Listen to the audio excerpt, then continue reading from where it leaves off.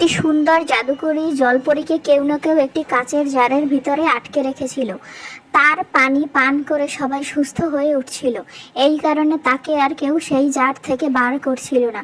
সবাই কোনো না কোনো কারণে তার কাছ থেকে এসে তার জাদুকরী পানি খেয়ে তাকে নিস্তেজ করে ফেলছিল, কারণ যতই ধীরে ধীরে তার জাদুকরী পানি শেষ হবে, সে আস্তে আস্তে মৃত্যুর মুখে পতিত হবে। অসহায় জলপরীটি সবার কাছে বাঁচার মিনতি করে যাচ্ছিল, কিন্তু তার জাদুকরী পানি পান করার জন্য কেউ তাকে মুক্ত করছিল না, কারণ মুক্ত করে দিলে সে তো আর ওখানে থাকবে না, আর তার পানি পান করে কেউ সুন্দর সুস্থ হয়ে উঠতে পারবে না। কিন্তু জাদুকরী জলপরীটি আস্তে আস্তে মরতে যাচ্ছিল।